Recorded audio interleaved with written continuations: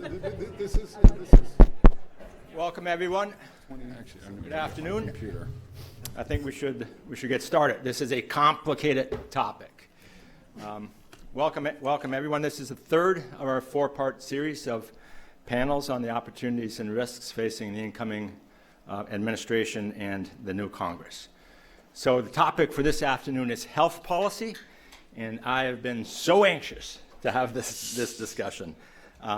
There's clearly one big elephant in the room, which is the Affordable Care Act, formerly the Patient Protection and Affordable Care Act, also known as Obamacare. Lots of questions there, right? Will the ACA survive the Trump administration and the Republican Congress? Will it get tweaked or scrapped entirely? What will happen to people who are currently getting their health insurance through the ACA?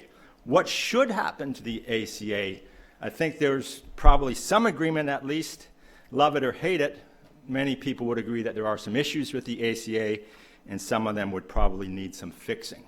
But the Affordable Care Act is not the only element of health policy in the room. The ACA is very broad. It touches a lot of things, but there's, so to speak, some baby elephants in the room here, too.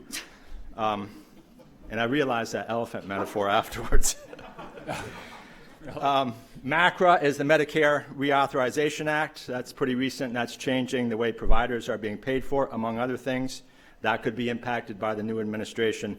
We have a lot of policy around devices and pharmaceutical development and pricing, among other things. So there's a lot of issues that we can be talking about. We've got an absolutely fantastic panel of healthcare experts to talk about these issues. They come from across Dartmouth. We've got Professor Meara, who's a professor at TDI, which is the Dartmouth Institute for Health Policy and Clinical Practice. John Skinner, professor at economics at Geisel and at TDI. He's the James Freedman professor. Aaron Kaplan, who is a practicing physician. He's a cardiologist. He's also a professor at the Geisel School. And he's also an entrepreneur working a lot in the medical device area. And then we've got Elliott Fisher, who's an MD and MPH. He's the director of TDI, and Elliott had a lot to do, actually, as did all of TDI, with the Affordable Care Act, with a lot of the research and ideas that are behind it. I want to emphasize the expertise that Dartmouth has as an institution in healthcare across the campus. This is a good portion of that knowledge and expertise on this panel, but it's not by any means the entire breadth of expertise. Across all the schools, including Thayer, Tuck, Geisel, and Arts and Sciences, there's healthcare experts. There are some other ones in the audience here tonight who we might hear from as well. But I can't emphasize enough how proud I am personally about the colleagues in healthcare that I've got. And for those of you who don't know me, I'm Bob Hanson. I'm from the Tuck School of Business, where we're at right now. Thank the panel. I also want to thank Susie Rubin, who's the executive director of Tuck's Healthcare Initiative. Susie's done a lot of work in putting this panel together. So here's how I thought we would proceed. It's a really complicated business. We've got an hour and a half. We should be able to cover a lot.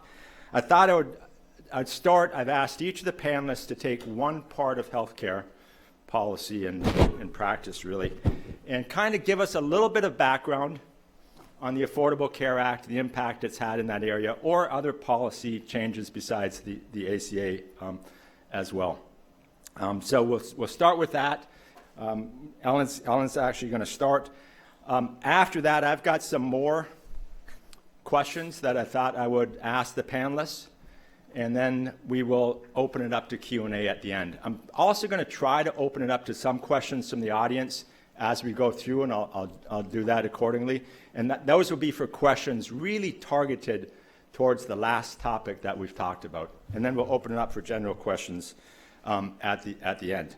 Last thing, we're live streaming this session. I couldn't resist that one either. We're live streaming it. It will also be recorded for posterity, and you can go to the various websites that will have it. So, without further ado, let me start with Ellen. I think we can agree that the Affordable Care Act had at least three major goals: improve access to health care insurance, improve the quality of care, and to reduce cost, or at least the growth rate of cost. So let's start with you, Ellen, on the access issue. How much has the Affordable Care Act improved access to health insurance and to care, possibly? And what have been the major mechanisms for this? Ellen. Thanks, Bob. Thanks to all of you. Thanks for organizing the panel, and it's wonderful to be here with all of you to talk about this. So Bob asked me to talk a little bit about access and what the Affordable Care Act did. So let's go back in time a little bit, because I think most people don't run around with numbers in their head about who gets care from which source or how people get their insurance coverage. So in 2012, about 18% of non-elderly Americans were uninsured. Of course, the 65 and up population is typically on Medicare coverage. So about 18% of non-elderly were uninsured. About an equal number were on Medicaid. And then, of course, the biggest chunk were getting their coverage from employer-sponsored plans, about 56%. The individual market, so what do I mean by individual market? Those who are buying coverage directly, those who don't have access to some group like an employer to buy coverage and they're not publicly insured, that's about 6% of the non-elderly, and that actually hasn't changed a lot. So you just want to keep those numbers in mind as I go through and talk about the mechanisms.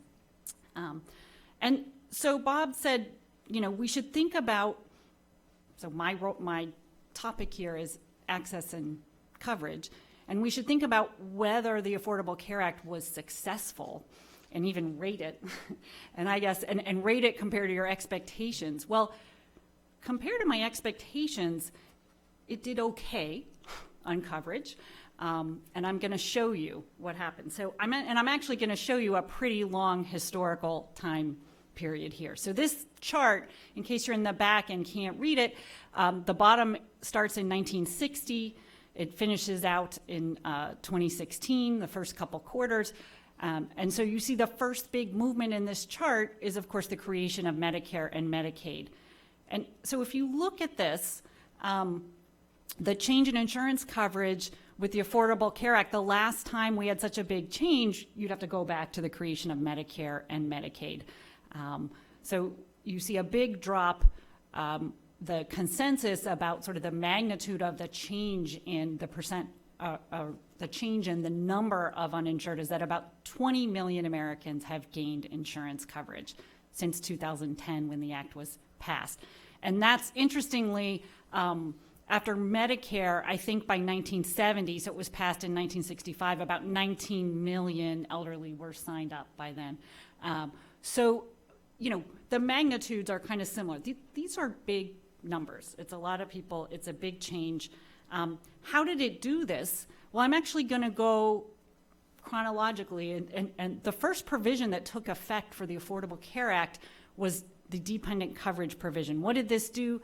This said that adult dependents could stay on their parents' insurance plans until the age of 26. And about 2.3 million people took up this provision by the end of 2013. After 2013, there were two major pieces. There was an expansion of Medicaid coverage to folks who were earning, who had about 100 incomes at 138% of the poverty level. So incomes around $16,000 for an individual. That would be 138% of poverty. So we expanded Medicaid coverage, and this issue of, did the ACA do better than expected or worse than expected? I'd have to say on the Medicaid expansion, it's a little bit worse than expected because, of course, we had a court case that changed the nature of the law and gave states a choice about whether to expand Medicaid or not. Right now, there are 19 states who have not chosen to expand Medicaid coverage. This is interesting because the federal government, you may or may not know that Medicaid is jointly financed by the federal government and states. And for this expansion population, the federal government was paying 100% of it in 2014. It's gradually phasing that down to 90%. So the costs for that expansion are relatively low. It's a lot of dollars flowing into states. So the 19 states who aren't taking it up, that's really making a statement when you're not taking that kind of money. So there are 19 states who aren't expanding. And so Medicaid, it was actually very hard to find estimates of how many have actually gained coverage through the Medicaid expansion. We kind of see these big combined numbers. So Medicaid, somewhere in between 5 and 10 million people probably have gained coverage through Medicaid. And then the last piece is, of course, the exchanges. And what are these? These state-run exchanges are basically replacing or trying to replace the individual market. What's important about them, well, we have subsidized coverage, subsidies to help people pay for coverage on the exchange, and those run up till about 400% of poverty. There are also pretty strict rules about what kinds of plans, so they have to have certain essential benefits. They have out-of-pocket spending limits, so somewhere in the range of $7,000 a year. And there are actually strict limits about what insurers can and can't use to price plans. So in other words, for the oldest people on the exchange, the plan can be no more than 3 times than for the youngest people on the exchange in terms of the prices that they're facing. So the exchanges, have also contributed to this 20 million newly insured folks. And so how is this working? Well, again, there's a whole lot of people who are gaining coverage. And I guess the other thing I should say about the coverage, how did we get these numbers up? I'm forgetting the 2 biggest,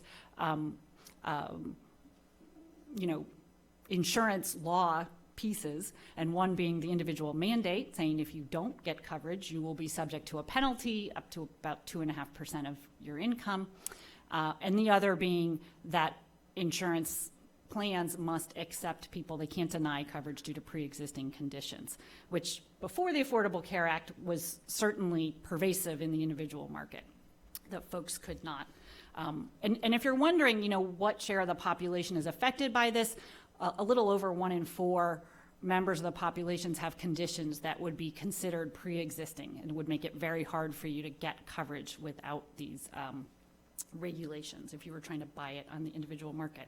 So I guess, just to look back and summarize, 20 million people who didn't have insurance coverage now have it. That coverage has some minimum standard to it. It has a lot of benefits. The essential benefits do things like allow people to get preventive care at no cost. They mandate coverage of mental health and substance abuse services, which were frequently left out of private plans before. And they have out-of-pocket maximums and lifetime maximums. So this coverage is not ungenerous. That said, it's not perfect. About 90% of people buying insurance on the exchange are in pretty high deductible health plans, so before the insurance kicks in, they might pay as much as $5,000, and a lot of people are unhappy about these plans, partly because we know that people, and all people, like low educated, highly educated, everybody is a pretty bad shopper when it comes to their health care. They don't do a good job of picking high value, really important services over low value services. So deductibles are high. The insurance markets, the exchanges, people worry about a death spiral. Why? Because some insurers have left this market, and the people who are buying coverage on that market are a little bit sicker than was predicted. And so whenever this happens, you have this problem of the plans may be very expensive, which makes them even less attractive to young, healthy enrollees, especially when you limit the ability to lower the price to those young, healthy enrollees. So there's some concern that these problems of the way that it's priced may make these markets very unstable. And in some markets, you're down to one insurer. So you've had this market exit. In the sort of contrast to that, enrollment on the exchanges is actually in line with last year's enrollment. If anything, in December, it was ahead of last year's enrollment. And that typically, not having a decline in that enrollment suggests this market is not in a death spiral yet. So to recap, I think that access has been really great. This is simply showing you that young adults have benefited a little bit more than older adults. It's also true that lower income folks have benefited more than other folks. The final thing that I wanted to show you is that this coverage has led to a slight reduction compared with 2009 and 10 in the percent not getting needed medical care because of cost. So it has provided some financial protection and this ability to get needed coverage. So again, I would give it, Bob said, why don't you rate this on a 10-point scale where 5 is it performs as you think it will. And I would have to say, compared to when the Supreme Court case made it optional for states to take up the Medicaid expansion, which I think is a big piece of this making coverage available to folks, it seemed very uncertain who was going to get coverage at that point. So I'd say we're doing a little better than that. I'd give it a tepid 6 on a 10-point scale. And I will stop there. Thanks, Ellen. I will take, if there's 1 or 2 questions that are directly related to this, I'd be happy to take it. And we don't do a microphone now. I'll repeat the question if anybody's. But it's got to be directly related to this. We'll have plenty of time for others. I think this is directly related. In the prior to ACA, hospitals provided free care. Has the percentage of hospital care that was free been reduced as a result? So let me repeat it. It's a good question. It's kind of what has happened to hospitals, so you could generalize it to providers. You'd think as more people had health insurance, the percentage who aren't paying their bills and getting uncompensated or charity care would have gone down. And actually that has, I'm sorry I don't have exact numbers to give you, but there have actually been a number of studies looking at, particularly in the hospital setting, so uncompensated hospital admissions, and that percentage has very clearly gone down. It hasn't gone down by 50% or anything, but it has gone down, say in the range of 2 to 5 percentage points. So.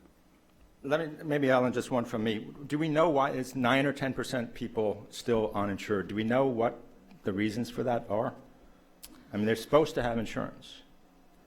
Well, so why? As I sort of alluded to in terms of the exchange, young, healthy people are still not signing up for coverage. The penalties for the mandate, and we can discuss it more later, but the penalties for the mandate are seen by many people as a little bit too weak.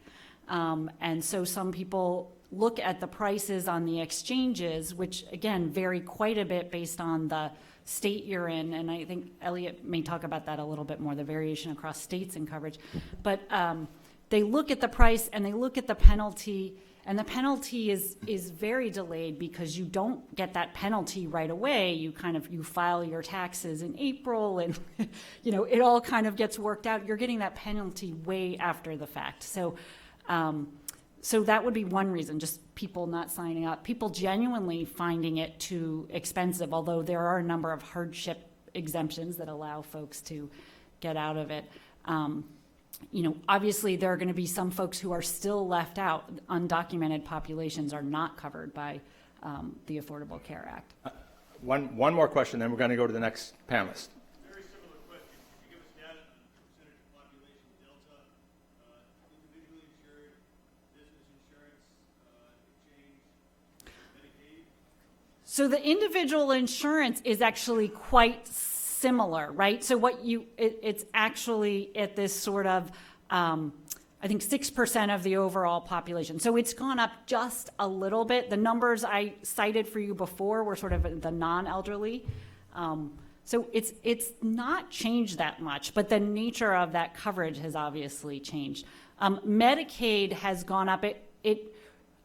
Now the latest numbers I've seen suggest about 70 million people are covered by Medicaid in this country, and it was probably hovering near 50 to 60 million, depending upon what you do with the recession in those numbers. But prior to the Affordable Care Act, it was sort of in the 50 to 60 million, and then we're now at 70 million.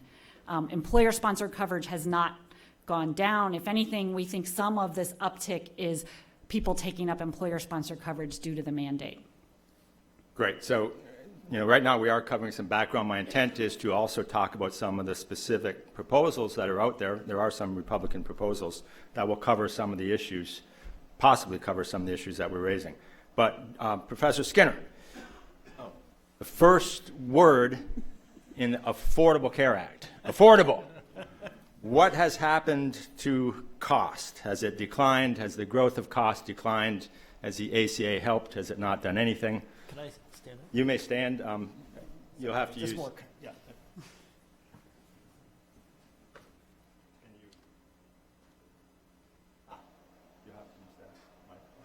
This one? If that's okay. Yeah. I'm just going to show a couple pictures here. This is a kind of a complicated graph. It's from my friends at Alterum Institute. And it is, do wonderfully on up-to-date data. And let me try to explain what all of these different colors show. First of all, we start the clock in January of 2008. We started at that's our starting point. And so the purple, actually, let's start with the green dotted line is GDP, and it's sort of cumulative GDP. So you see the recession there, and then we sort of gradually come back, and now we're kind of growing past it, but fairly slowly. The purple line is once you take out healthcare out of the economy, what's sort of the non-healthcare growth. So you see that also kind of dropped and is basically followed GDP. And then we have the blue line. The blue line is healthcare, and what you see is that nothing stopped that blue line through the recession. It kept going pretty well, but it was at a lower growth rate than it had been in the past. And in fact, if you can kind of break it into two parts, but then around the end of 2013, it starts taking off again. And so the cumulative increase over this entire period is about 27% growth, 27.5%, whereas for GDP growth, that's closer to about cumulative, a little over 10% during that time. So it's clearly kind of taken off. And in fact, if you sort of do the calculations, we were in roughly speaking a 2% annual growth up to 2014, and now it's 5%. Now, at the end of 2013, many in the administration they were declaring victory. It's like, we got this. People were talking about, well, it's like The Sound of Music, where Julie Andrews is singing on top of the mountain, singing about, process redesign and cost savings. I mean, they had declared victory. But the interesting thing is that, this is taken off again. It's not so much The Hills Are Alive, but The Hills Have Eyes, which is this horror movie. It's sort of like we're kind of back to where we're going, to where we were before. Now, still granted, 5% is slower than it was in the really bad old days of the early 1990s. And we would expect to see some growth simply as a consequence of the fact that, as Ellen was showing, we're enrolling a lot more people in health insurance.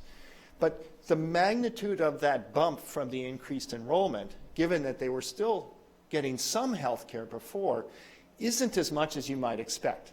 In fact, some of Ellen's estimates from earlier work suggest that maybe we could expect sort of over the entire period about a 2% cumulative increase. But that's kind of like a one-time bump. It's also the case, I think, that the 2% growth, the slow growth, was explained by the rise in high deductible plans, which Ellen also mentioned. But again, that's kind of a one-time kind of, you're pulling people back, but you don't necessarily get cost savings each time. Now, the Affordable Care Act has resulted in cost savings in a variety of ways. They're paying less to hospitals. And I think Elliott can talk about some of the successes that are beginning to kind of come through in terms of the savings of accountable care organizations. But again, those are fairly small. So I think it's fair to say here that the Affordable Care Act didn't quite solve the affordable part. There were high hopes. In fact, people were looking at the Dartmouth Atlas maps and saying, wow, we can get 20% savings just by getting Miami down to to low-cost areas. That hasn't happened. Miami is still high.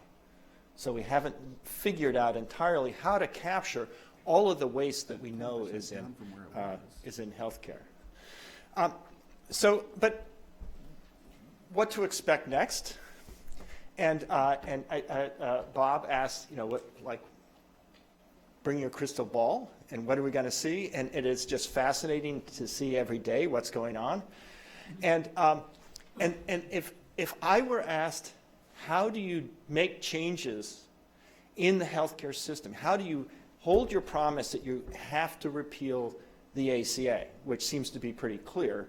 They are going to repeal the ACA. What do you replace it with? And right now, it's just a total mystery, and all we hear is sort of like, little dribs and drabs, most of them false. But if you look at what the Republican plans have looked like, it doesn't give me a lot of comfort that, if we're asked what's going to happen to coverage, that under current plans, it looks as if coverage will drop substantially. And there's a variety of reasons why.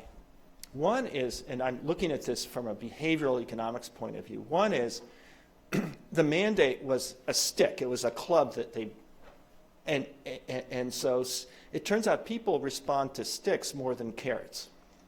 So what's being proposed is a tax credit to help you buy insurance.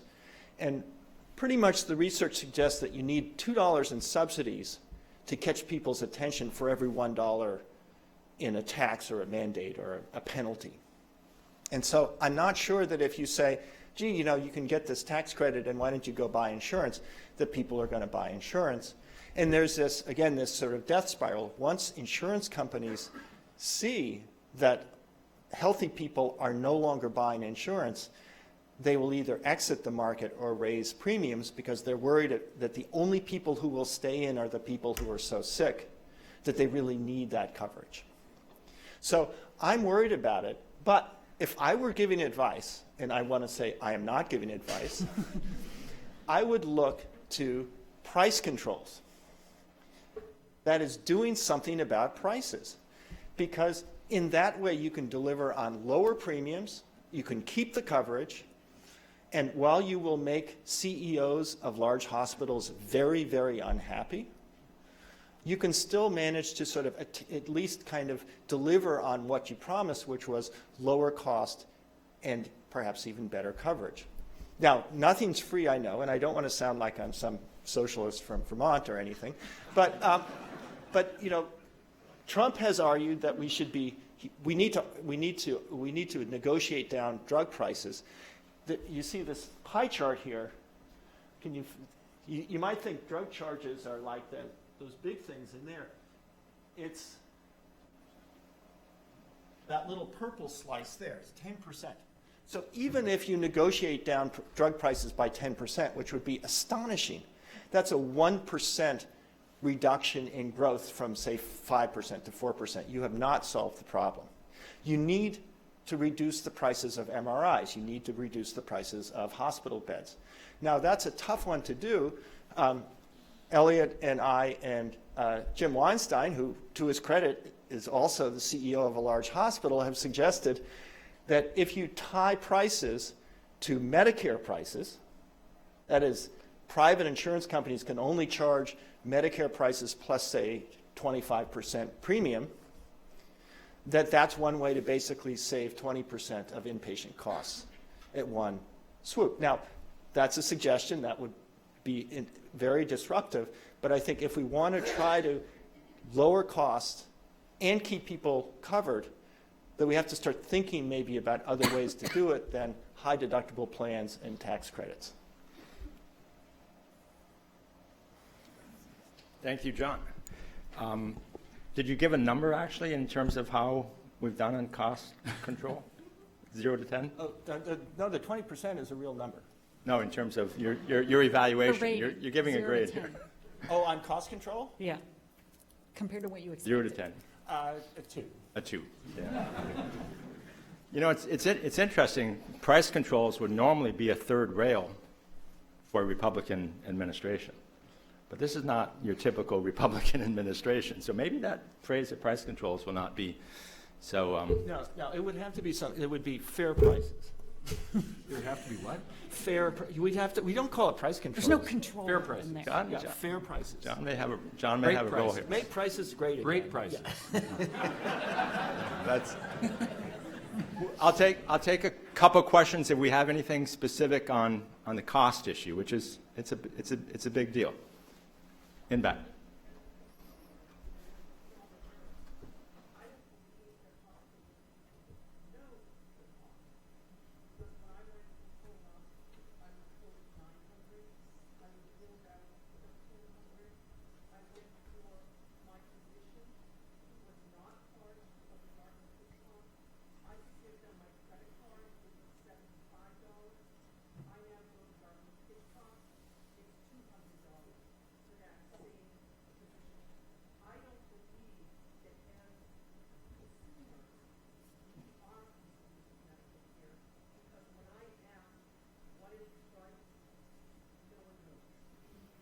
So anybody want to, because No, actually, I mean, this is exactly the point, is usually in competitive markets, prices get squeezed down and there's incentives to lower your price. But because of this lack of information and the fact that, you know, the price of a colonoscopy can vary tenfold in the same metropolitan area, that's when I just, you know, I'm an economist. I came from kind of the free market kind of background. But this is where once you set the price limit, then you've kind of solved the problem. Yeah, well. As a former retailer, I have to set a price. If I increase the price to make the sale, that's called price gouging. But I feel that the medical system doesn't because it's feeding. The insurance company pays it, but because I have a high deductible, I scrutinize it. I just had nasal surgery. They charged me bilateral when I only had. Yeah, we shouldn't be laughing. That's terrible. It's a big issue. Transparency of costs is something that is difficult to achieve here. Professor Adner. Question on the other side, which is, so one party's cost is somebody else's possibly, right? It could be waste, but it could be revenue, it could be profit. I've seen a lot of views on the cost side. How does that translate to things like employment in this important sector, investment, profits? Yeah, so the question is, if you're paying for services, it's a cost to the insurance company or to the individual, but it's revenue to some providers. Yep. And what's the impact upon employment or salaries or profits? No, absolutely. It would be terrible. It would be a disaster. It would mean salaries would fall for, you know, executives for all kinds of reasons. But there are problems. You know, I should point out that physician salaries is a remarkably low fraction of total healthcare spending. What is it, like 12% or something? Take-home salary is about 10%. Take-home pay, because their office practices are another 10. Yeah. So, but the point is, you can't have both a jobs machine. You know, the healthcare sector added 40,000 new jobs in December, and expect them to be cutting costs. That's just impossible. So, you know, given that the economy is kind of picking up again, if you want to actually do something about healthcare costs, you have to do. Unfortunately, you can't continue to hire 40,000 people a month indefinitely. Let's move forward. Aaron, you're in at least two healthcare trenches, so to speak. You're down in the trenches of a practicing cardiologist, and you're also a medical device entrepreneur and innovator. So Aaron's going to speak to those two areas. Great. I either need to get the clicker over here or move over here, whatever you would like to do. Thanks, Bob. And let's see if my slides are up here. Terrific. I'm a clinician, and that I thought I'd wear a sweater just to highlight that today. But anyway, I don't know about you, but when I woke up the day after Election Day, I was pretty surprised. And I've spent the last 2 months trying to get my mental arms around what a Trump presidency will look like and how it will impact my roles from the trenches. And, you know, this picture, I think, is an analogy I'd like to use.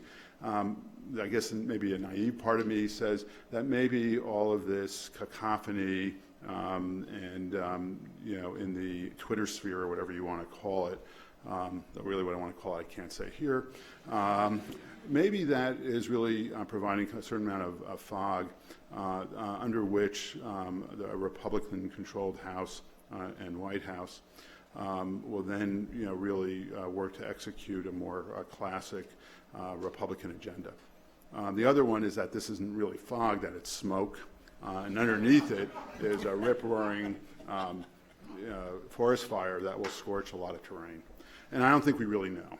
And that I want to provide my perspectives, which really come from where I spend my intellectual time during work and actually non-work hours. I'm a practicing interventional cardiologist, which is a very high-tech end of the spectrum that focused on taking care of patients with coronary artery disease, think stents. Spend most of my time in the cath lab. Did a couple cases this morning, and actually, as you saw my pager go off, I'm going to be on call, on the acute infarct call this evening. And that this really is the primary driver of what I do and provides me perspective from the trenches. This role and perspective synergizes with my other role, is as a serial device entrepreneur. I'm currently focused on two companies, both of which I founded. The first one is a venture-backed company, Triton Medical, which this quarter seems to be on track to get the first approved specialized coronary stent in the U.S., and that amazing undertaking for the team that's only taken 10 years of support from our investors. The other company that I founded got funded this past summer. Has been funded by a combination of private individuals, but really led by a large device manufacturer using a different model. These two lives often collide in Washington at FDA and CMS, and I focus a lot of my time watching that, and I want to share my perspectives from those walks.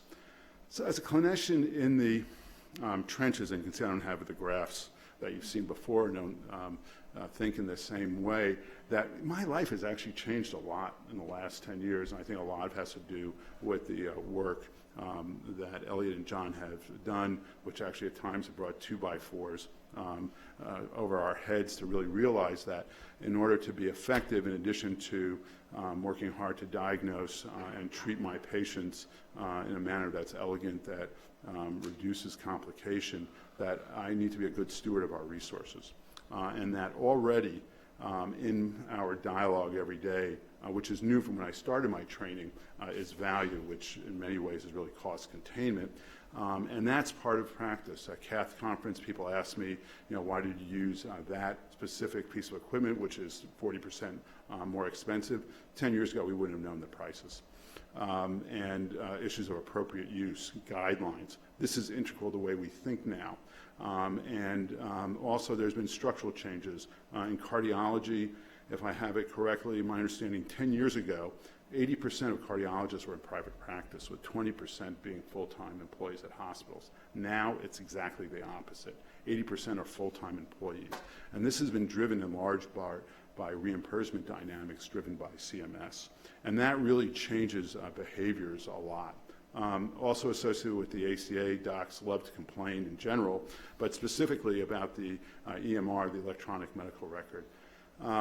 This is something that if you want to practice state-of-the-art care, I love to talk about the good old days when every patient I saw in my office, I had a binder. Every patient I treated, my first 1,000 patients, I remember number 1,000, I could find out a handwritten note, and it worked terrifically for me. But at 8 o'clock at night, if you didn't have keys to my office, you couldn't get those records, and even if you did, you probably couldn't read my handwriting. EMR is a great thing. It's not fun, but it's part of what we do. So I'm not smart enough to understand if we're seeing fog or we're seeing smoke, But I do know that 3 years from now, at CAF conference, we still will be talking about value, and we know that to be in the strongest position possible, we're going to need to be delivering quality care, probably with less resources. And the structural changes I talk about, I don't think that they can be unwound.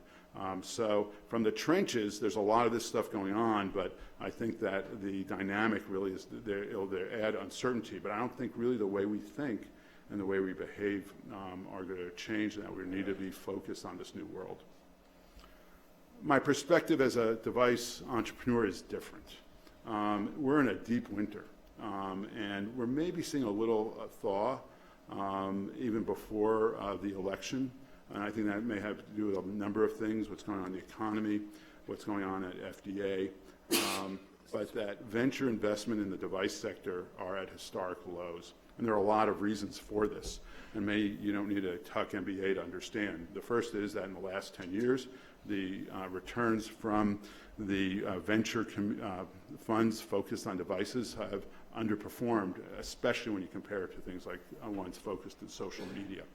And that has a lot to do with the long regulatory cycles and the high regulatory burden. Look at Triton. I can tell you 10 years ago when I was getting Series A financing, my business plan did not include a 10-year development cycle. And if you take twice as long to address a market of similar size, you don't need to have a fancy calculator to figure out that your IRR is going to be markedly reduced. The second thing that's gone on, that there's been consolidation in our industry, and that limits our exit opportunities. And the third thing is that there are environments outside the U.S., it's not a bullet here, where countries have really tried to promote this, Ireland, Israel, and Singapore in particular. Though I think that a traditional Republican approach might ameliorate some of these things. The ACA treated pharma and devices very differently. Devices have been subject to price pressure. There was the medical device tax, which is on hold through legislation the last quarter with bipartisan support. But also, I think what really worries many in both industry and the clinical side of the equation is that FDA has been undergoing some real, I think, important changes that have been driven by the current leadership, both in devices with Rob Shuren and the commissioner, Rob Califf. And word on the street is that these are political appointees, and at least the commissioner will probably be replaced. And there's really concern that someone without really deep domain understanding could do a lot of harm there. I think CMS is going to be in disarray, but there's a real opportunity at CMS to be able to have flexibility to allow first-in-class devices on the market and gather data with new ability to really study the device's behavior in the marketplace. But that remains to be seen. So I don't want to take up too much of my time.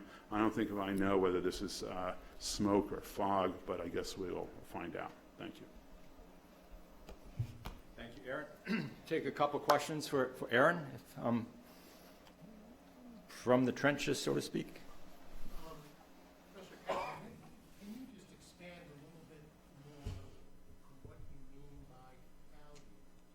And ask the question from the perspective of having spent most of the last 20 years in the UK, where they seem to have a fairly rigorous process of deciding whether any particular therapy, treatment, whatever the right word would be, is worth the money. Yeah, well, actually, we have people who can define value a lot better than I, but at this table, so I'll be very careful here. But what I mean by that is that when I'm looking at a patient, when I'm making a decision, when I started my training, I really couldn't say on morning rounds, so why did I pick such and such where it was a cheaper alternative. That just wasn't part of the vernacular. Now it absolutely is. And that I'm a full-time employee at Hitchcock. I'm integral to the cath lab management. I'm very mindful of the cost per procedure.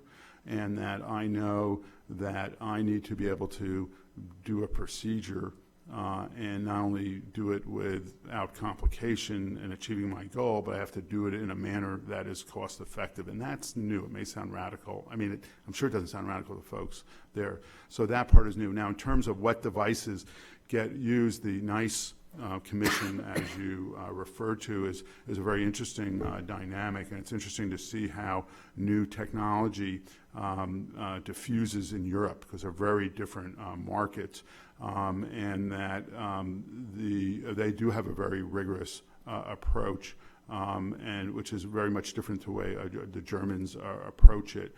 And that they are they're very data driven. And I've spent a lot of time in Europe, and there's a fair amount of variation. Does anybody else want to comment on what value Yes. means in healthcare? Elliott, you might touch on it in your comments. Sure, if you want. I'll touch on Please it don't in a grade minute me. or two. No, you got an A, Aaron. Okay, good. You'll hold off? Yeah, I'll hold off. Because it's an important idea for sure. Maybe another question for Dr. Kaplan? Then Professor Fisher, I've given the opportunity to give us an overall summary of the Affordable Care Act. That's an easy So, task. Maybe I'll take the clicker. Is mine the next one? So you would not be surprised. So those of you who know me, I look at this through the lens of variations. You know, this is Dartmouth is the home of Jack Wennberg, who founded the study of geographic variations in practice and spending. And I think the best way to think about the Affordable Care Act overall is that it was variably implemented. There were many states that did not take up Medicaid. The exchanges differed incredibly across regions. Some are really remarkable. Some are, I think the technical term would be pathetic. So I think what we have missed so far in both the discussion and the impact of the Affordable Care Act is are we learning from the places that really are making substantial progress? So I'll share my grades now. So let me, I think in terms of expanding coverage, 20 million more people, that's great. It is remarkably variable across states, and there are places that are where uninsurance rates are down, well below 5% to 3%, 2%. Places like Massachusetts and Vermont, which really paid attention to trying to get people to be on the exchanges and have the carrots and sticks work well. We still have a long way to go. A third of low-income people still lack insurance. I think improving access has been pretty good. Again, incredibly variable by state. Primary care access is challenging, and as Ellen already said, fewer people are reporting that they can't see a physician. I think reducing the financial burden on individuals is probably a really important impact that's not seen in some of the data that we've seen so far, because costs are so unevenly distributed in the population. Most people don't spend much on healthcare each year, but 5% of the population accounts for 50% of the spending on healthcare services, and those people, if they don't have good insurance coverage, end up going bankrupt.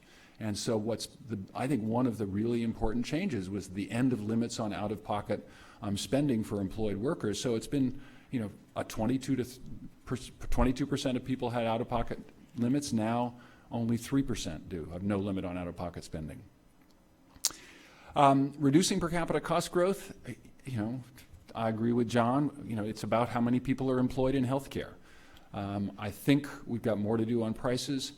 I think the insights from Medicare would suggest that there is something happening, as Aaron implied, in value-based, this transition to what's being called value-based payment, that we want to reward providers for improving care. That would improve the value, because the value of care is better if the quality is better, and reducing cost. That would also improve the value even if care didn't improve in quality. So value is about improving quality, improving cost. And I think what's happened in Medicare, and I'll come back to this at the end, so I think we've made some progress there, because I want to talk a little bit about how we got here and where we need to go. Quality, no one's mentioned that yet, but they're much better care for sick people who have insurance coverage. If you don't have insurance coverage and you have cancer, you're not going to get chemotherapy. That seems to be being lost in some of the discussions. Overall quality is still remarkably variable across the country, unbelievably variable. And in general, and I'll come back to it again, in the places that are moving to new payment models where quality is one of the measures by which you are rewarded, there seem to be some improvements. I know my grade up there shows improving evidence. I think Aaron raised the question of how good is the evidence for the devices that are being implemented. The Affordable Care Act included the Patient-Centered Outcome Research Institute, which provides substantial funding for getting us better information about the outcomes of new treatments. Remarkably, it doesn't let them even look at the costs of treatment because Americans don't care about the cost of health care, or someone didn't want them to look at costs. We really need to understand both if we're going to improve value. The reason I would revise that grade to be an A and an F is that I think we've been pulling back, especially the recent Patient Cares Act, in terms of how quickly they're approving drugs without sufficient evidence, such as NICE has, about, well, really, how well do these work? I'll talk about payment reform in a second. I think we've made some progress. Hospital financial positions, uncompensated care in the states that expanded coverage dropped by 50%. So, that's in the CEA report that I think Ellen was referring to. But in the states that didn't expand Medicaid, no change in hospital uncompensated care. Poor people are still having to go to hospitals and get free care. Prescription drug policy, I think prices, I don't know what's going on, but John said it's not very important unless you're the one paying the price. And then there's a lot in the Affordable Care Act that was about women's reproductive rights, access to public health, and that I think we should pay attention.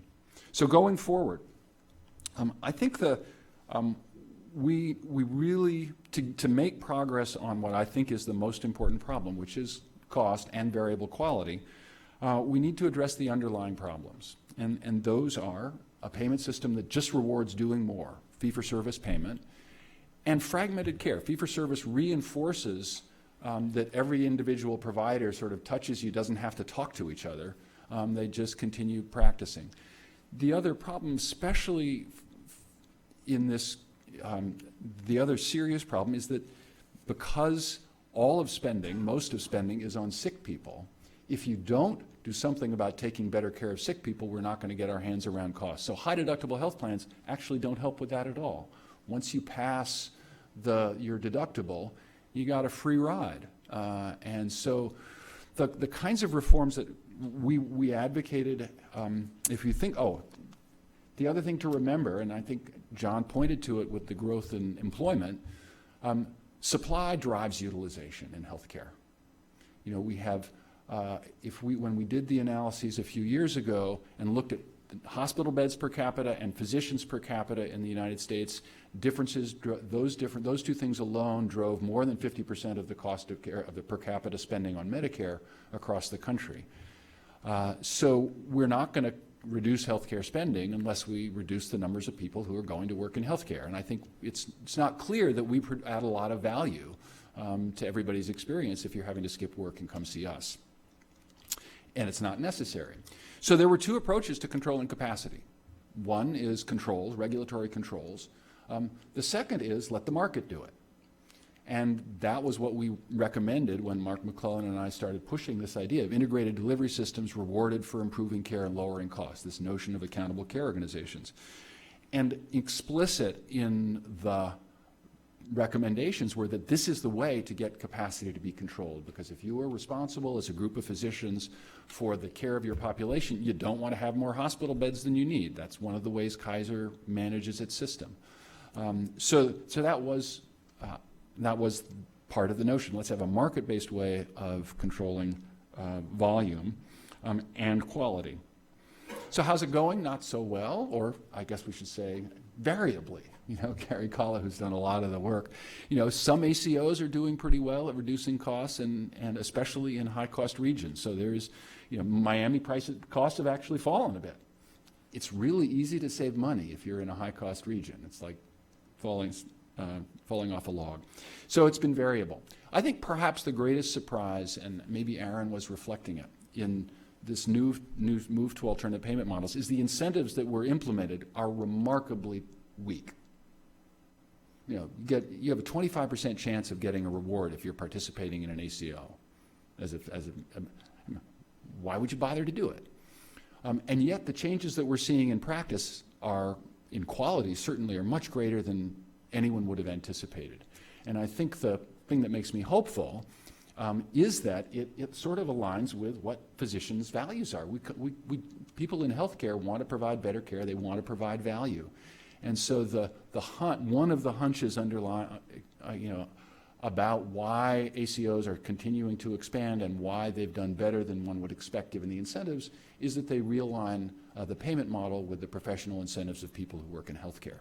So if I'm looking at the glasses as whether that's smoke or fire, I think there are enough positive signs, and some of the reforms are clearly market-focused, value-based payment.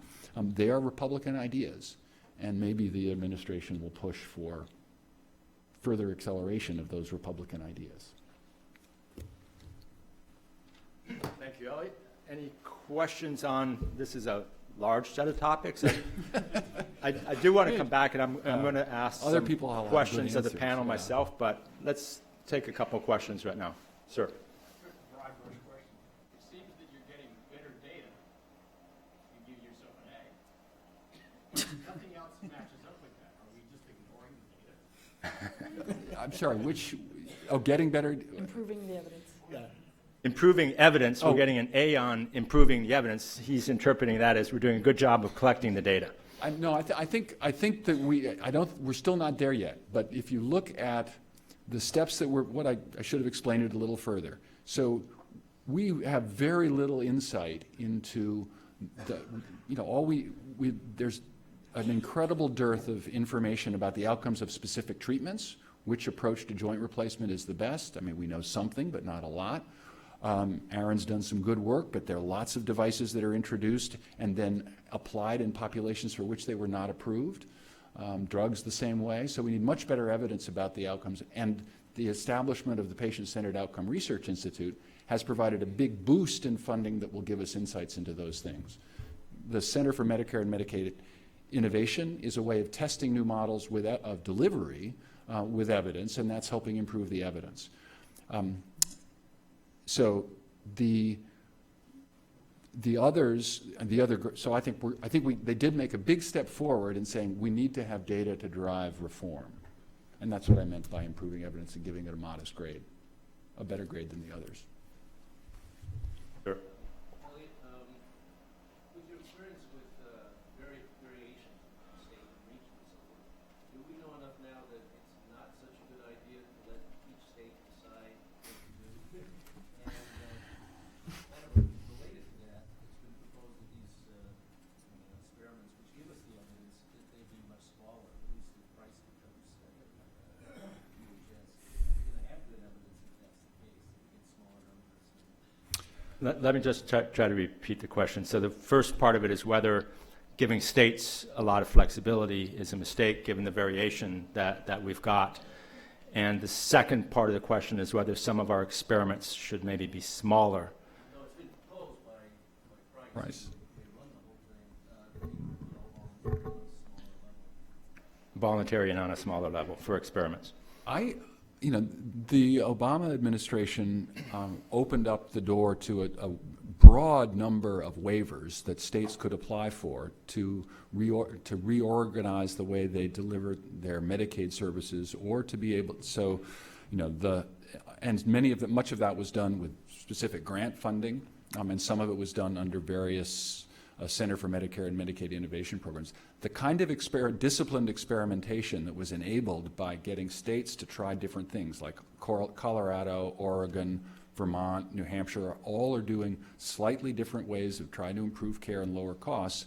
I think that's actually very, very powerful. I would like state variation. I'd like it to have some guardrails so that we can know what the evidence is, and so that we have some general standards of what constitutes reasonable ranges of experimentation in a Medicaid program.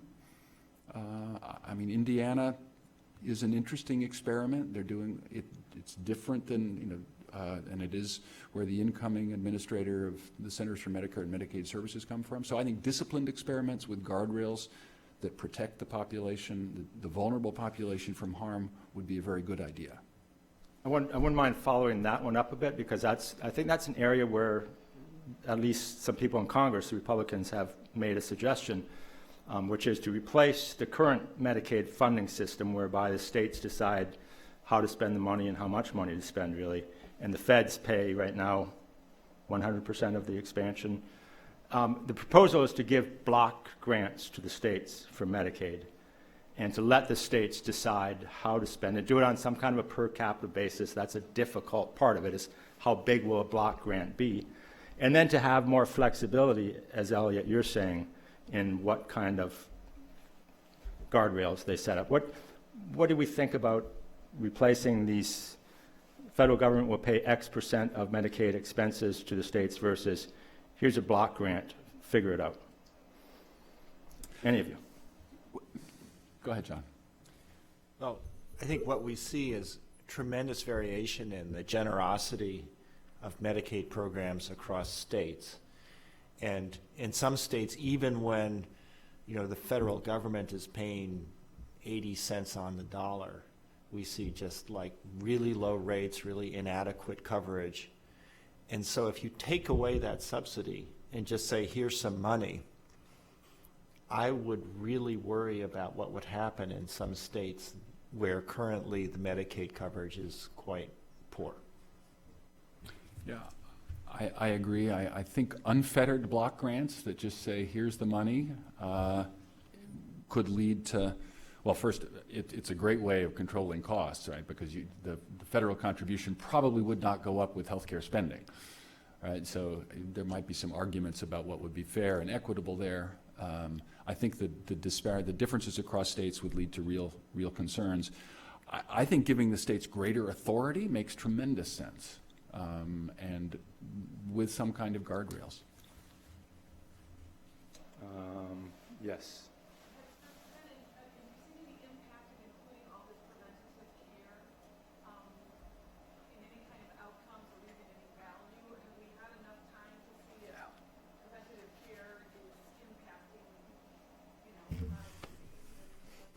Let me just, this is a good question. We should start getting the mics, I think, because I'm going to start opening it up to questions here, so maybe we can get some help. But the question here is, have the preventive care policies under the Affordable Care Act make prevention a bigger emphasis? Do we see any results of that?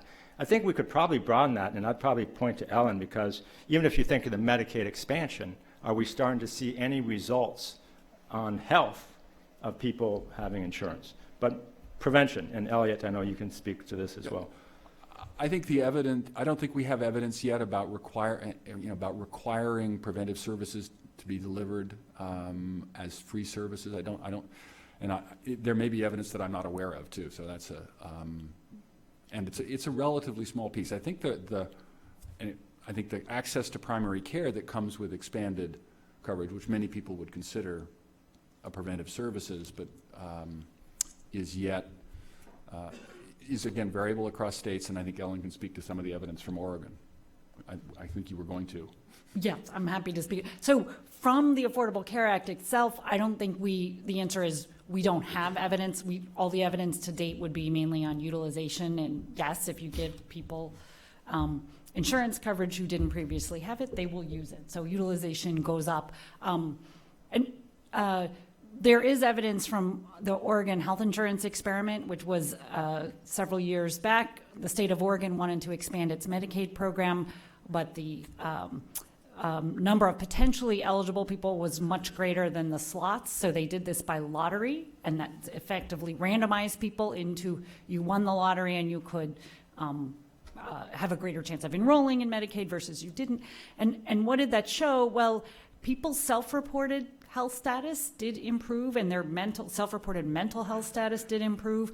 A lot of objective endpoints around diabetes care and high blood pressure did not change substantially in those. But again, this expansion population was a relatively young population from a state, Oregon, where that population is healthier than the average state in the U.S. So again, big rise in utilization there. I think ED visits went up by about 40%. Hard to measure the health gains. But again, not to say that there's none, just hard to measure. Yeah, so I've got some more questions on specific Republican proposals, but Sherry. But just to follow up on that, what time frames is the preventative care being evaluated?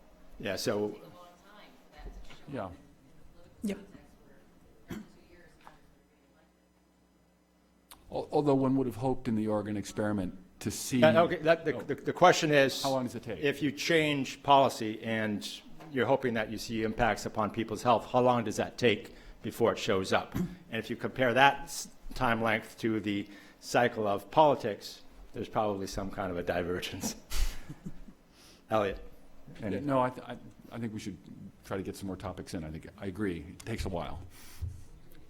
Although some changes in chronic disease care, improvements in quality in chronic disease care can lead to reductions in bad outcomes pretty quickly, within a couple of years. But that's for people with chronic illness, the 25% that Ellen referred to, who have diabetes or heart disease. The tough measurements to take, first of all, and the time frame makes it even more difficult. Up in the back. For Professor Skinner. Could you use the mic, please? Yeah, I can. I'm not used to a microphone. Sorry. My question is for Professor Skinner. I think you mentioned, or you phrased it, that markets tend to squeeze prices, and that's not happening in the healthcare world. What do you think the source of this market inefficiency is coming from? Specifically, do you think that has any relationship with the fact that the purchasers of healthcare are largely large insurance companies? So it's kind of a oligopsony, if you believe that word. A couple of years ago, that word won in Google. But can you comment on that effect within the market? That's a great question. In my first hour, no, just kidding. So I think there was a recent study that came out that looked at what happened when a large Fortune 50 company suddenly started to impose fairly substantial cost sharing. And they had information about the people who now face these pretty big copays. They had information about the prices of the services and where, if they drove like over here, the MRI would cost $500, but if they drove over here, the MRI would cost $2,000. And you'd sort of think that they would use that information, but they didn't. In other words, there was very little cost shopping. I think in part because if you're paying a 20% copay or a 10% copay or something, that the cost savings that actually accrue to you are much less than the cost savings that accrue to the insurance company. And so I think it's also the problem of transparency is very difficult. It's really hard to know what you will pay unless you actually show up there, because the price that you actually pay is very complicated. Most people have no clue. And so they just kind of go where their doctor suggests that they go. So I don't know, maybe you have Can I just add something? I think there was a paper yesterday, I think, in Health Affairs, which looked at whether good shopping might have been happening in undercovered California, which is probably the best of the exchanges, where they had all of the health plans that put plans on the exchange have very similar benefit structures within each of the gold, silver, bronze, silver, gold categories, and and all of them have required access to primary care as a piece of the benefit design, so that the deductibles only apply to the selection of an MRI. What they saw was that most, 11 consumers chose plans that were on average 11 to 20% below the average rate of the posted plans, so that there's good evidence that patients were shopping well on an exchange that presented information at an important point in time, your annual choice of what plan you're going to choose. So I think we can make the market work, and I think maybe we'll get to the question of what should be next, but having effective exchanges that allow people to shop for products that aren't confusing.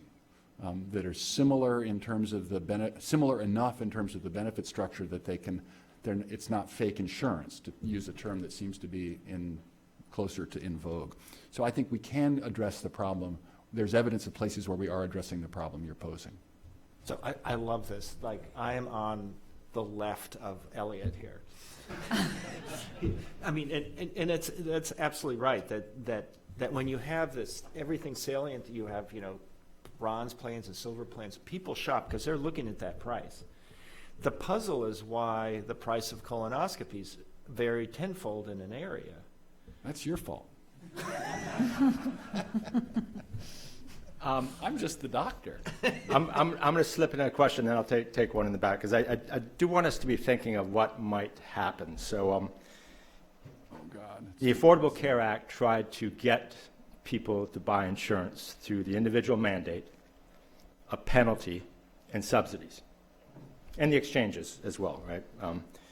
It looks like the Republican alternative that I hear the most about is to drop that individual mandate, which really seems to be what people hate, some people.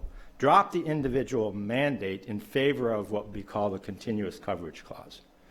So as long as you have had continuous insurance coverage, you will not be able to be denied insurance or priced differentially on the basis of your risks. That's a continuous coverage clause. I mean, it might be combined with high-risk pools that would draw people with existing conditions who didn't have continuous coverage out and give them insurance at a more reasonable price. So currently, individual mandate with a penalty and subsidies versus continuous coverage clause, high-risk pool, and it's complicated, but we might as well throw it in there, refundable tax credits instead of a subsidy. Anybody want to, what's the difference here? Especially the continuous coverage clause. John, what do you think about a continuous coverage clause? What's the downside of it, or what's the upside of it?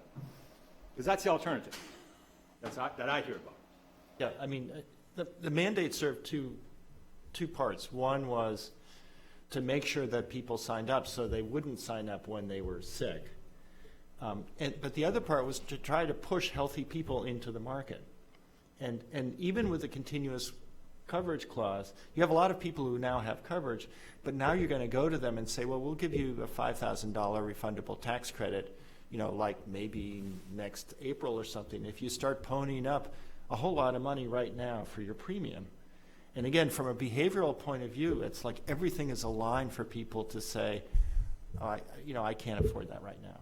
My car needs fixing or something like that. So I think once that starts unraveling, then insurance companies are going to get out of the market, and then you have a complete collapse, and that's my nightmare. Ellen, continuous coverage clause as a way to keep people in, the kind of threat that if you don't have insurance, you'll be hit with a high price down the road.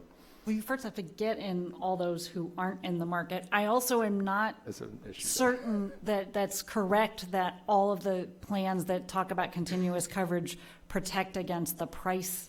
The guarantee is that, yes, you can purchase coverage from us. I don't think the guarantee is that we can't price discriminate in a way that you might find That'd be a pretty weak continuous coverage unaffordable. clause. Well, and very few people can afford, very few middle income or low income people can even afford the plans now without the subsidies that are present in the exchanges. I'm just asking the question. Yeah, no, I think we're not holding you responsible for the idea. We're But suggesting there are there's some proposals issues. out there, and I think this is the alternative to the individual mandate that they're leaning towards. I also think you have to work through the math of who might be covered now and lose coverage, which is if you develop a major condition and lose your job due to it, you may very well have a gap in coverage, and that would be a policy that penalizes people that we think should probably be covered. Okay, we had a question back here. Yep. So when I think of price transparency outside of the healthcare world, I think of Amazon. You go on and you can compare prices. Do you see a future under the Trump presidency where part of the business of shopping for healthcare services will switch to corporations, where they will start to play a bigger role in the purchasing of healthcare services. By that, do you mean employers? If you're employed and someone is offering you health insurance, that they will take that the employer will take greater activity? I'm not, or something like an Amazon. Employers and individuals, self-insured. So I think you mean, will there be providers, hospitals, clinics, groups of physicians that would put a price list up on the internet so that when I'm shopping with my high deductible health plan and I need something, I can go and look, click on that price and know what I'm going to pay. That's the question. I think there's a startup in California called Castlight, which is trying to do this with crowdsourcing information about what people paid for things and how many stars they gave it, a little bit like Yelp. So it's a combination of getting information on price to try to help consumers with that kind of thing. There's a company called the Healthcare Cost Institute, which partners with health plans to help create within plan price transparency. Part of the problem with general price transparency is that each plan negotiates different prices with different providers, so you really don't know unless you call with your health plan and the specific provider what the price would be. And when I tried to do that for a vaccine I was getting, I couldn't find out at Dartmouth-Hitchcock what it was going to cost me to get it from my plan. You should talk to Professor Paul Gardent, our own Professor Paul Gardent here, who, when he was Executive Vice President at Dartmouth-Hitchcock, initiated a transparency pricing tool on the Hitchcock website. Which has been taken down.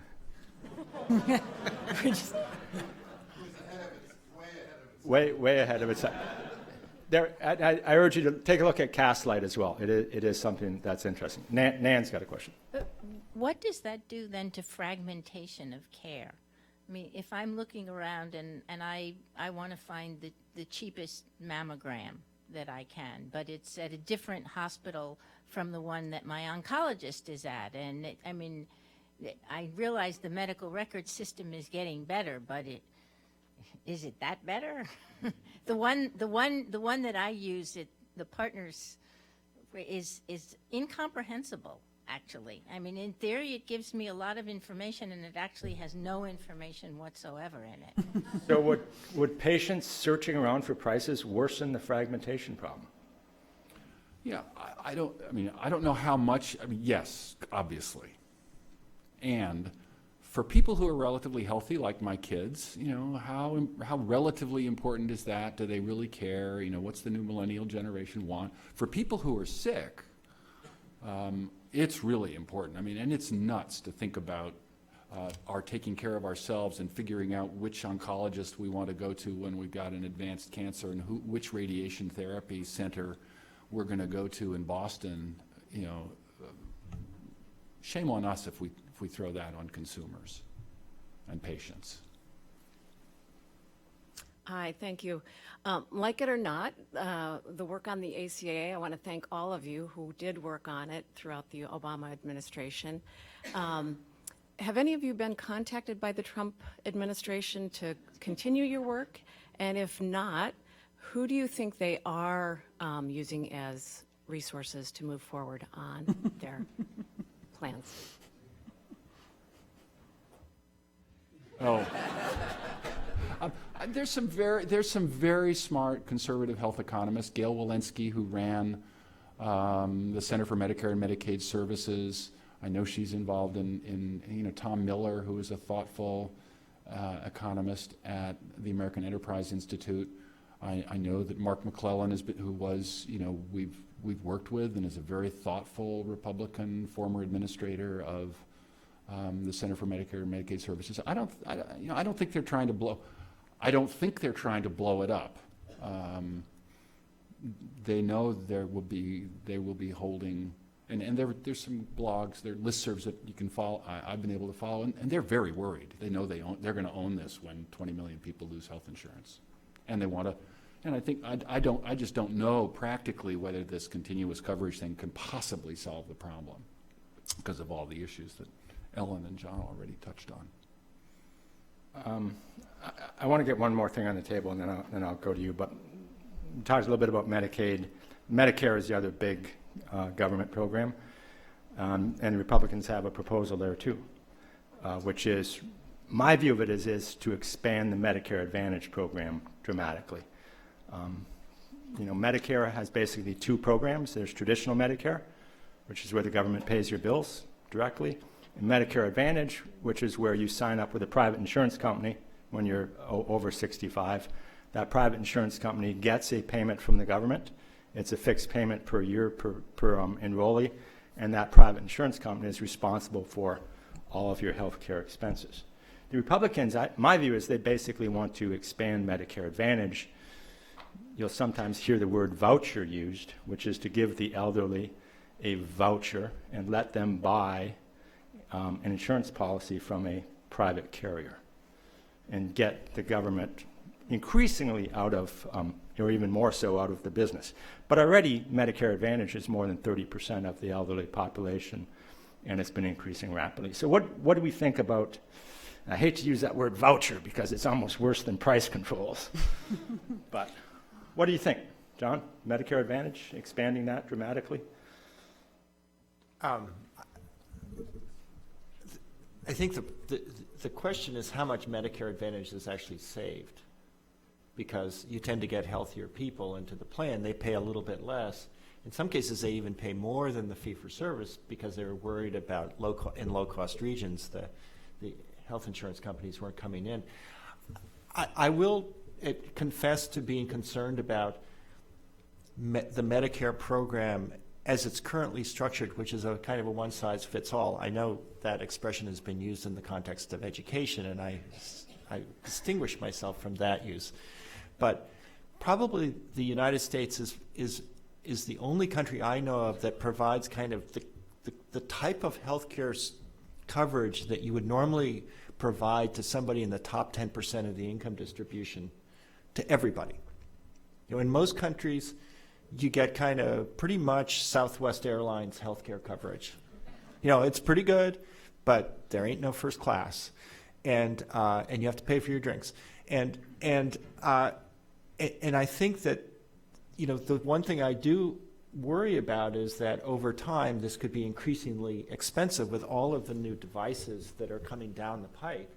Aaron, which is great, but but at some point the question is, do we follow what other countries do, which is provide kind of more of a bare bones system and let wealthy people basically top up and use price controls to keep overall costs down? I don't know if we'll end up there. And actually, I wanted to ask Aaron, what do you see as are you worried about the market for medical devices and prices?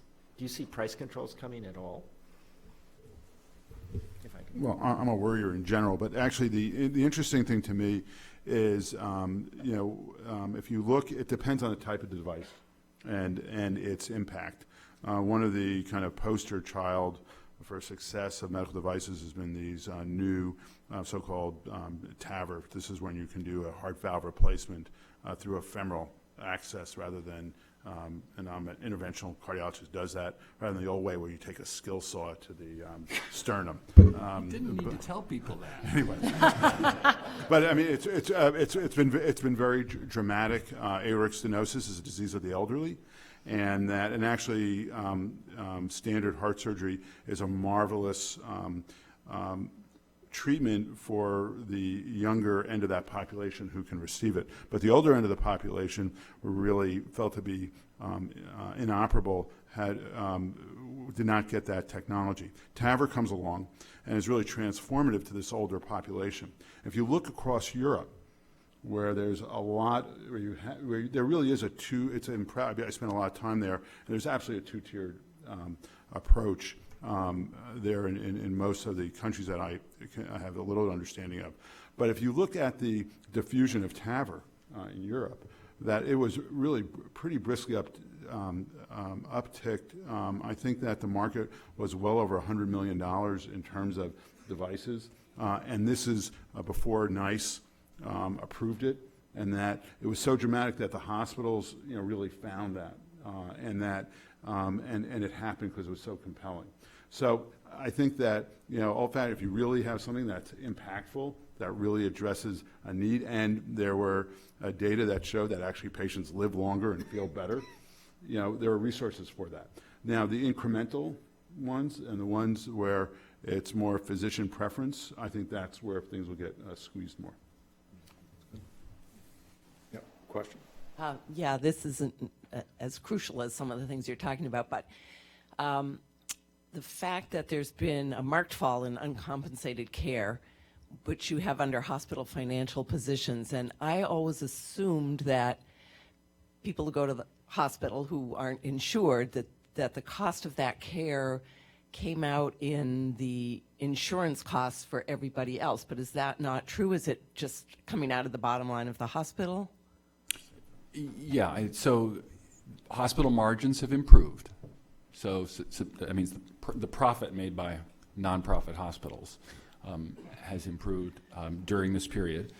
And, you know, I don't know, there was a version of this slide I had 2 days ago that had a question mark by the value of improving the, you know, how important is it to improve the financial positions of hospitals?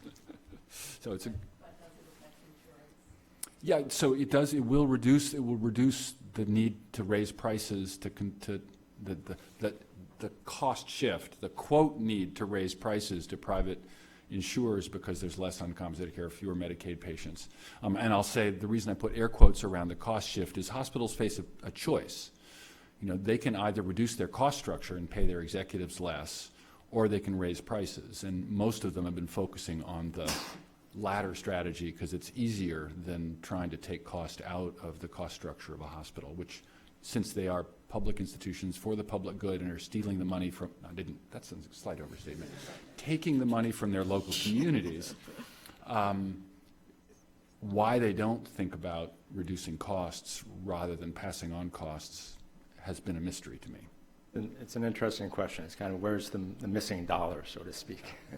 I think we've got time for one more question, and I've got a final question for these guys. Oh, okay, good. I don't want to be the final question.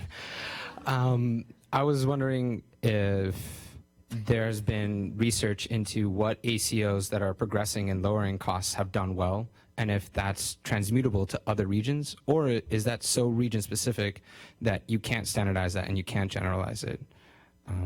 Yeah. Good question. You know, Carrie Kalla is here, who is doing as much to study, you know, what good ones are doing and bad ones are doing. And I don't know, Carrie, did she live? She had to go. Sorry. Man, she escaped before I could make her feel uncomfortable. So, you know, there are some very successful ACOs that have a lot to share. I mean, I think many are finding that Ellen studies, which is the integration of behavioral health care into medical care, so that it's easy to get someone with depression good care without having to refer them to someplace else that's fragmented. That looks like it's a promising thing. I think many of the things, the generalization would be, we have a lot to learn. I think that the missing piece, and the Republicans haven't, no one's addressed it yet, is that it's very unlikely that an ACO is going to be able to improve care and lower costs if it's just 15% of its population that's under this new payment model. And so the places that look like they're most successful in reducing costs are ones that have arranged contracts with most of their private payers and Medicare, and now can totally reorganize care. So Health Partners in Boston is an example of a place that is completely reorganized. The Partners in Boston is completely reorganizing care. I think that's where we need to go. And whether I ask that question about the trend toward value-based payment and alternative payment models, will it continue? I hope so. Yeah, I think that's but I don't know. It's an interesting thing to end on, and Aaron actually brought this up too, but if you look at an Elliott's slide there, delivery and payment reform, those were going on actually before the Affordable Care Act. And I think those are probably areas that are kind of not being discussed in the negative way a lot right now. They're probably going to continue. And I think, Aaron, you said inexorable. Those are, and that's probably where the potential for some savings and improved quality will really come from. And on the Medicare Advantage question, there are two flavors of MA plans, to be simplistic. One is simple fee-for-service, where they find cheap providers and let you go fee-for-service to a cheap provider. The other are integrated delivery systems, who are paid by the insurance plan as a capitated plan. And some MA Medicare Advantage plans are actually owned by integrated provider groups themselves. and those look very promising. So I think there's some stuff in Medicare Advantage that would be great to accelerate and expand. All right, so real quick, lightning round here. A lot of the discussion is around access, what we started off, Ellen, with. There's this stuff in the background, which is great. But in terms of the individual mandate, the exchanges, the percent of the population that's uninsured. When I reassemble you guys in a year or something to see what's happened, is that percent of uninsured in the United States going to be higher or lower? And if you want to put a significantly higher or lower to that, I'd be happy to hear. Ellen, what's going to happen? Not higher in a year, for sure. Not higher. That's too fast. In two years. 2 years. It could be if the Republicans were to pass, for example, the resolution that they voted on in 2015 has been scored by the CBO is reducing the number of uninsured by 18 million in the first plan year. So the percent of insured will go down. But I think that threat is a big one. So I would say I'm an optimist, and I think more people will be insured. More people will be insured. John. But the problem is... Is it fake insurance or yeah, real exactly. insurance? I was going to say, the problem is you need to ask what being insured means. Well, that's another question. That's John, what's your... Like, yeah, insurance where if you lose an arm, they'll help you look for it. Yeah. Yeah. So, no, but I think the number of uninsured will go up. The percentage of uninsured will go up. There, now we've got the pessimistic economists coming in. Aaron. Great. Well, not being burdened by all the information that these folks have, I think some of the political realities, I think it'll be unchanged, and I think there'll be a lot of, probably fog out there talking about all the change, and I think when you really drill down, I think the real changes will be minimal. And Elliott. Variable. You know it. The lesson from the Dartmouth Atlas. Variable across states. Can I say one of the other prediction? We're going to be wrong. Well, one of you will be right. I think we've got 4 different answers. Thank you to the audience. Thank you to our online audience.